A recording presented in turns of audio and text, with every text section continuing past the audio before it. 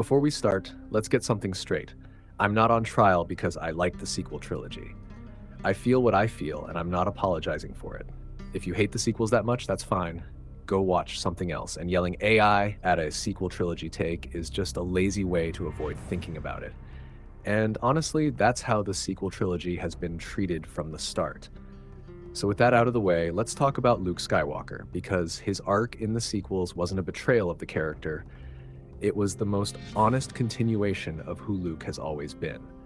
People say Luke Skywalker was ruined in the sequel trilogy, and I think that reaction says more about what we wanted Luke to be than who he actually was. Because Luke was never the flawless warrior monk people turned him into after Return of the Jedi. Luke was always emotional, always impulsive, always human. He rushed into danger without a plan. He lost his temper. He doubted himself constantly. And when he failed hard. That doesn't stop just because you get older. By the time we meet Luke again, he isn't broken because he's weak. He's broken because he believed in the legend people made out of him, and it collapsed under its own weight. Luke tried to rebuild the Jedi the only way he knew how, by copying the old order, structure, training, rules.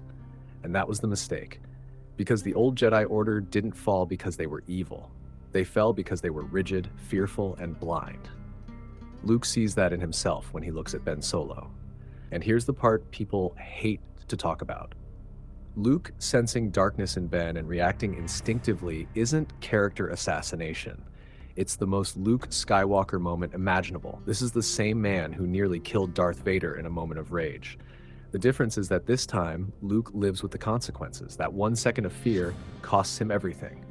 So Luke doesn't run away because he's a coward. He leaves because he's afraid the galaxy doesn't need another Jedi who fails and causes more suffering. He believes the Jedi should end not because the Force is wrong, but because the institution failed again and again. And then comes the most misunderstood part of his story.